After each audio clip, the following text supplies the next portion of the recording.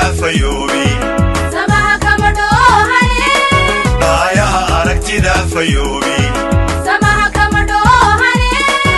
قرنك الاسم يا أركان غدا قحيقة يا أركان لما يصير ما يا أركان ولا قد شيء أركان نبني أنا بي أركان قرنك الاسم يا أركان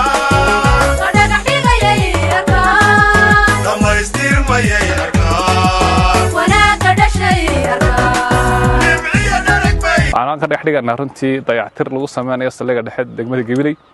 iyo balaadhin lagu sameyn doono dhismaha cusub oo hool cusub lagu dari doono xagga dambe la urus doono oo ma runtii qiimo leh intaas soo sano oo saldhiggan u baahnaa dayactir iyo dib u habeyn lagu sameeyo dumaad Ilaahay suurto geliyay oo inuu wada taaganahay waxaan runtii ka dowladda ku faraxsanahay inaanu ka qayb noqono barnaamijka runtii aanu talagalnay inaan dadkeena wax ugu qabanno qolada runtii aanu wada shaqeynta dhow naga dhaxaysa ee saldhigga oo runtii degmada iyo runtii gobolka oo shaqo fiican u haysa oo gaar ahaan runtii degmada Gabiley si fiican ula shaqeysa baahiyooga runtii asaasiga intii aan hore uga jawaabnayna waanu haynaa gacantan ku haynaa kolna wixii soo kordhaba runtii inaan gacanta ku qabanno aanu kala qayb qaadano diyaar baan nahay mar walba runtii ka dowlad hoos ahaan annaga waxaan naga go'an inaan taageerno ciidanka noocyadiisa kala duwan hadday noqoto runtii kuwa qaranka iyo kuwa degmadaba ama booliska labadaba saas darteed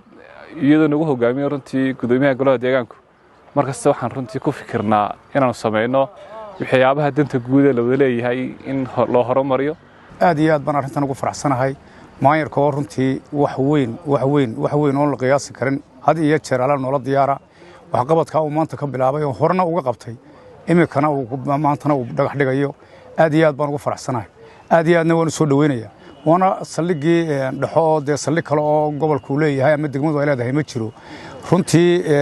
dacwadda iyo gobolka iyo dadka gobolkii ugu dadka badnaa runtii de xilligii siyaad barraag dhismahan ayuu ahaa marka runtii maanta aad iyo aad baan ugu faraxsanahay maayarku maadaama uu arrintaa culays weyn saaray waxqabad ballaaran ka sameeyey horena uga sameeyey maantana uu ka samaynayo ciidanku meel u seexda muu lahayn tiina maanta iyadna uu ku raaciyey runtii aad iyo aad baan ugu faraxsanahay aad iyo aad maayarka waa ilaahay khayr siiyo waa nin danta guud iyo maartay iyo danta maartay dhan walba waxqabadka dalka aad iyo aad uga qayb qaata runtii aad iyo aad baan ugu mahayaan maayarka ugu ducaynayaa ilaahay garabkiisa ha galo waanan u mahadnaqayaa waxqabadkiisuna 100% waa nin muuqdo oo muctarif ah oo waxa weeye runtii muhandisa oo maartay isku xidhka dalka iyo dadka iyo maartay saldhigiyo qayb iyo dhan walba iyo barsaaba nin maartay waa joker baan oran karaa qofka bini'aadanka ee maartay iyo hawshiisa u hagar baxa runtii aad baan ugu amaanayaa waan ku mahadnaqayaa aad iyo aadna waan soo dhaweynayaa arrintan waan ku faraxsanahay runtii mashruucan aad iyo aad buu muhiim ugu yahay gobolka ka dowladda hoos ahaan markaan isla eegnay ama xogta helnay ama aan ururinay waxaanu garanay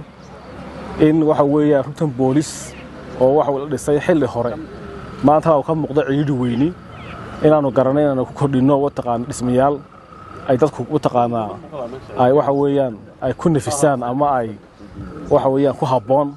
oo qofka lagu soo xiray mas'uulka ah hooyada lagu soo xiray lamaan meel ay u baahdaan maadaama uu lahayn qaybaha ama waxa weeyaan dhismayaashu runtii ka dowladda hoos ahaan ama gol ahaan waxaan u taaganahay inaanu waxa weeyaan degmada baahiyaheega asaasiga aanu qayb ka noqono waana xaruntan ugu dhow dowladda hoose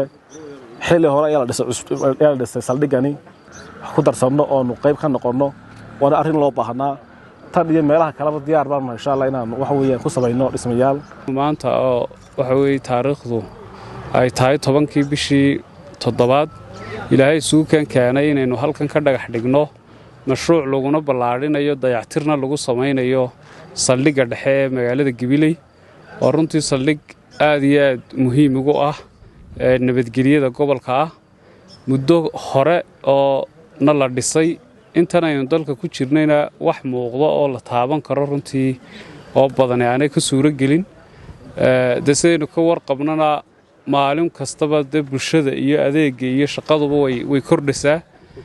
mudana gudoomiye saldhiggan maadaama oo aantii dalka lagu soo noqday aan waxba laga qaban ka golo deegaan ahaan waxaanu qorsheynaynay oo muddo badan baanu ku hawlanay sidii hal mar dhismo weyn oo casri ah loogu heli lahaa oo waxa weeye in badan aanu ka suganay dawladda dhexe baaqna aanu u dirnay iyadoo runtii aanu annagu awoodda saarnay ka dawlad hoose ahaan gobolka xarumihiisa kale nabadgelyada oo saa ka warqabtaan hadday tahay Kalabaydh hadday tahay Geed Ballaadh hadday tahay Agabar hadday tahay halkan rugaha lagu kordhiyay taraafiga iyo rugta New Gabiley ilaa Dabdamiska xarumahaas oo dhan dhammaantood dawladda hoose Gabiley ayaa hirgelisay maaha wax miisaaniyaddii qaranka laga dhisay saa daraaddeed waxuun baanu lahayn kol haddii gobolka baahihiisii kale aad ku fargarayseen arrintan waxay u baahan tahay saa daraaddeed baanu go'aaminay ka golo deegaan ahaan in halkan hool weyn oo askartu seexato oo dhinacna 20 waa dhinacna 8 aana la dhiso halkii hore ay ciidanku seexan jireenna laba laga sameeyo muxuu ahaayay laba loo kala qaybiyo oo laba qol oo lagu kala xidho haweenka iyo dadka mudakarka runtii laga sameeyo saldhigga intiisa kalena la kala habeeyo guud ahaanna dayactir ballaaran lagu sameeyo saasaan insha Allah tacaala rajeynaa mashruucaasaan inuu maanta gudoomiye dhagax dhigi doonaa waxa sidoo kale xusid mudan mashruucan maanta halkan aynu ka dhagax dhigano waxa lala bilaabi doonaa 3 mashruuc oo kale oo aanu isnidhi muddada kooban saa ka warqabtaan qalax horaad dayactir ugu ballan qaadnay waa tii iskuulka la dhiganayay muddada fasaxa lagu jiro ee aanay ardaydu soo noqon in la dhammaystiro baa habboon iyadana runtii waa la bilaabayaa waxa kaloo intan fasaxa lagu jiray roobabkii da'aya ee khasaare u geysteen laba iskuulo hoose dhexe iskuulka hoose dhexe tuulada Waalid Xoor oo ka tirsan degmada Allay Baday iyo iskuulka hoose dhexe Boqor labadaasina 20 ka cishe bisha ka hadhay ayaanu iyagana rabnaa gudoomiye runtii in muxuu ahaa dayactir loo sameeyo oo sidoodii lagu celiyo si ardaydu ay u yimaadaan iyagoo dhammaystiran afartaa shaqaba runtii waxaan rajeynayaa inay inoo dhammaadaan muddada kooban aad iyo aad baan ugu mahad celinaynaa cid kastoo ku howlan iyo shirkadda dhisi doontaba oon rajeynaa iyaguna inay shaqo fiican ka qaban doonaan waxaan rajeynayaa insha Allah shaqadii iyo culayskii saarnaa saldhigga inuu wax ka khafiifiyo culays badan baa saaran oo ka warqabnaa dad xukuuman baaba ayaaba gacanta lagu hayaa oo ay suuro gali weydeen in jeelka la geeyo saa daraaddeed runtii in wax laga qabtaa daruuri weey ciidanka booliska oo nabadgelyada gudaha culays weyn ka saaran yahay si gaarana runtii aanu ognahay runtii hawshay nala hayaan ee aan suurowdeen haddaana iyagu joogin oo inta badan culaysku ka imanayba shacabkeen iyo hadday tahay hirgelinta go'aanada masiiriga ah iyaga laftooda danta u aayo iyo hadday tahay iyaga kala ilaalintoodaba culays badan runtii saaran yahay ka warhayntooda iyo daryeelkooda iyo la shaqayntooduba waa inagu wada waajib si nabadgelyadiina wanaagsanaato qorshahanuun waxa weeye intan ku ekaan maayo qorshe ballaaran baanu ka degma ahaan runtii gudoomiye diyaarinay waxaan doonaynaa 32 sano baynu wadanka ku jirnay toosoo seexda oo sidii shalay cadceedu idinku dhacday berrinaha idinku dhacdo aqli maaha ummaddu maalin walba waa fikirtaa horumar baa la sameeyaa wixii shalay waxba laga bedelaa markaa waxaan rabnaa insha Allah magaalo ahaan inay tusaale Gabiley u noqoto Soomaaliland inteeda kale oo waxyaalo fara badan aynu hirgelino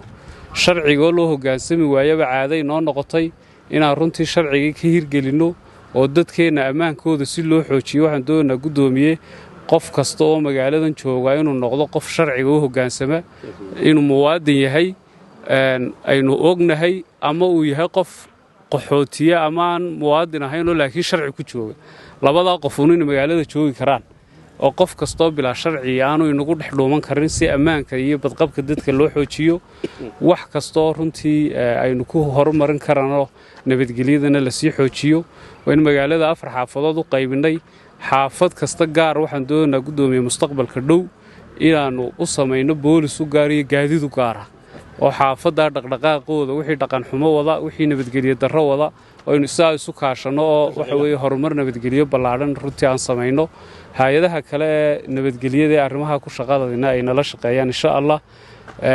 aad iyo aad baa gudoomiye runtii ugu faraxsanahay kolba intii awoodeeda inaan qaban karno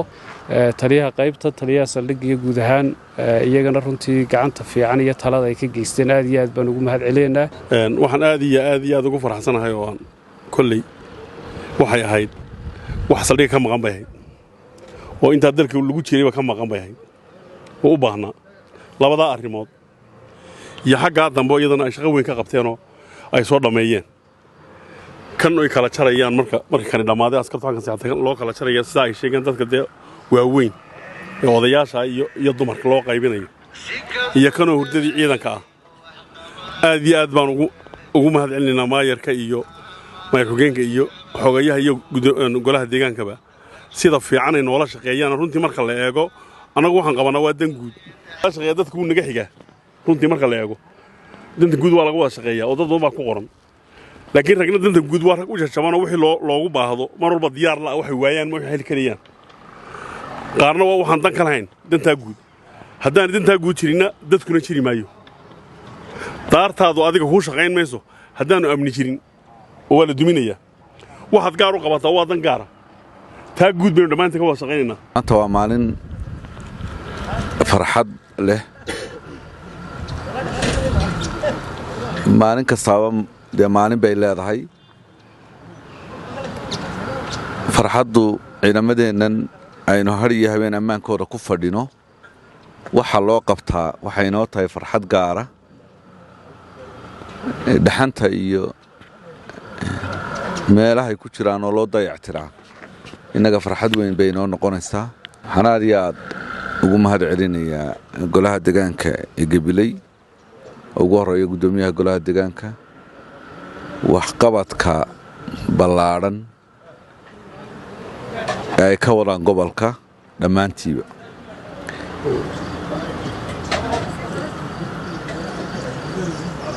oo ah wax la taaban karo waayo dee gobolka in badan baan joogay aan joogay inta aan joogay wixii ay ka qabteen in badanna waan sheegayo waa wax la taaban karo maantana waa tii waa itusoo itaabsi micnaheedu waxa weeyaan waxna dee dhagaxdhig baa inta halkan laysi saaro 2 jaajuur iyo 4 dhagax baa kamarada dee lagu buuxiyaayo waxa la yiraahdaa meeshaasaa la dhagax dhigay deetana mar walba wuxuu baa leeyahay tolo meeshii la dhagax dhigay maxay halkay ku dambeysay waxna waa wax la taaban karo oo maanta waa dhagax dhigaynaa insha Allah bidbillaahi kariim biritana waa la bilaabayaa insha Allah wax u dhaxeeyaaba ma jiro hal maalina Allah ka dhigay marka taasi waxa weeyaan waa wax Ilaahay loogu mahadnaqo waa wax mas'uuliyiinta gacanta ku haya loogu mahadnaqo mas'uuliyiintu maayirka iyo golihiisa deegaanka iyo xogayaha waxaan ugu mahad celinayaa ummadan dhaqaalaha ay u hayeen ama miisaaniyada wixii loogu daray iyo waxaan loo kuba jirinba oo ay meel kasta ka garoocaan ay noqoto inay wixii loola tago ay si degdeg ah u jawaabaan oo u dhisaan